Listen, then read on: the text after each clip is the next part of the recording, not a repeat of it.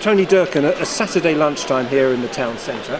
We started by the water gardens, looking lovely, looking busy, but now we're outside the library. So from here to around the market square, what are your challenges, what are your plans, and what can you do?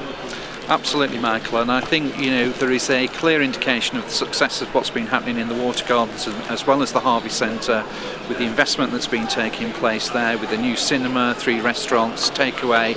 So it's really buzzing, it's really alive, it's really attractive, and it's drawing people into Harlow town centre. The disconnection is where we're standing at the present time, and one of the challenges that the council has taken on through the £1 million budget that we were able to get through this year was how could we address that imbalance about what is happening to the water gardens to what is happening down at Broadwalk. And behind me you can actually see one of the major problems is the access into the next part of the town, and clearly we're in negotiations with the Essex County Council regarding that library building. Is there something that we can do to make a difference there?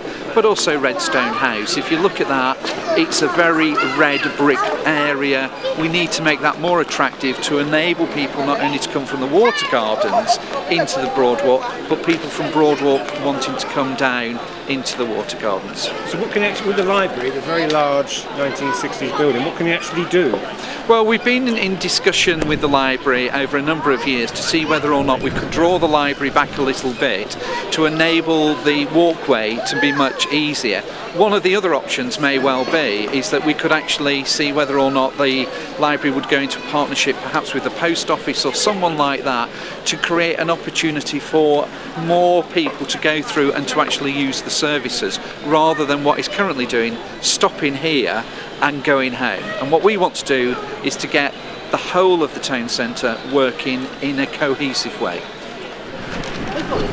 Just to your right, just behind you, we've got an empty Marks and Spencer's. Robert Dias has just moved out, so this is almost seen as a pivotal part of Harlow. And is this a challenge or a problem to you? Well, I think it's a rejuvenation, because I do know that both the Harvey Centre and Marks and Spencer's, who actually own the property, are in dialogue and discussions because it's in their best interest to make sure that they do actually have good tenants in that particular way.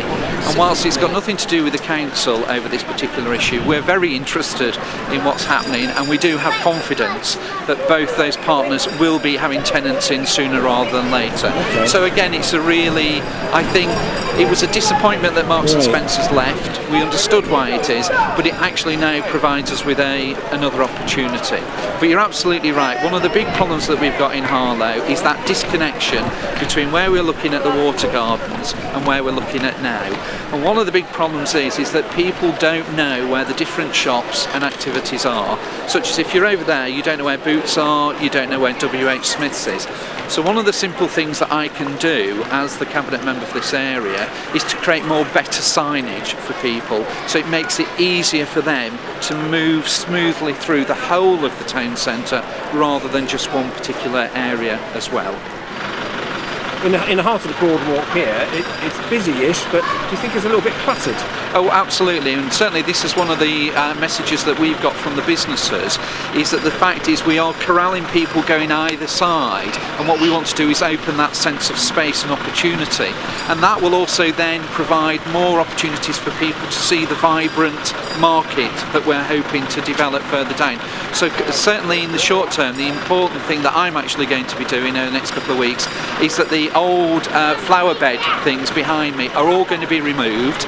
We're going to keep that nice and clean and flat, and one of the things that I really want to introduce, not only about putting more storage for bikes, but actually more seating for people to sit down and actually enjoy the shopping experience of Harlow Town Centre. Because even though it's a little chilly on a late May day, people do sit down, don't they? So as we can see behind you. Well, you've got to understand this is a family environment, and not all the family want to go into different shops. So actually, if we can find places for that's convenient, that they don't have to buy coffee, but can actually just sit down for 5-10 minutes while someone goes into a shop, it makes the people stay in the town longer, which therefore businesses welcome, because then there's a higher probability that people are going to be spending more time in the town and spending money. So clearly, as a council, we need to be able to try to create that atmosphere and that opportunity We can't do it on our own. We're working with the businesses, but we do want to try to make that difference. Right, we seem to have gone from really busy to now where we are, quiet, and some shops deserted. That's a problem, isn't it? Oh yes, this is a real journey, and it's really obvious when you stop and look at this, even from the noise, even the types of people, look at the types of shops that we've got, look at the empty shops. This is one of the challenges that Harlow Council wants to work with its community and its businesses to make sense of that, to rejuvenate and to get that balance right between what we've already seen to what we can develop at this particular area. Now, Harlow Council can't do that on its own, but part of the project is to encourage that dialogue, that debate, and to see what we can do from a practical point of view to enable the footfall to increase, but also businesses to increase. It's a bit of the supply and demand factor. Maybe they just do you not have to cut your losses and say we're never going to fill these shops, and so we'll have to do something else with these buildings? Well, I think that's one of the big challenges that is facing, because none of these buildings are actually owned by Harlow Council. These are privately owned, and at the end of the day, these are businesses. And if people can't make businesses, then they are going to have to do something about it. And actually, it may well be that one of the things that we will have to look at is actually the future design of the town centre, and whether or not we should be creating other opportunities for housing, for leisure, for pleasure, for art, for culture, rather than just as a shopping experience. And that's one of the areas we want to look at, certainly with the market square. From the splendour of the water gardens, we'll come down here to what was known as the market square. It's a big challenge, isn't it? Well, this used to be a really vibrant place. This was the hub of the town centre. Very sadly, because of age, because of time, because of movement of shopping, it isn't that. It's been unkept, it's been unloved, and it's been unvalued. So again, one of the challenges that Harlow Council is putting to our developers, our colleagues, our businesses, our communities, is what should we do about this space? Is it right to keep it as it is now, or should we do something more about it? And again, should this be about accepting that this is not going to be a market square anymore, but it could be a place for people to come and to enjoy? So we could actually look at making this probably a cultural art area if need be. Certainly the other businesses around might well want to be looking with some of the buildings that we've got, whether or not new housing needs to be re-provided for our local community.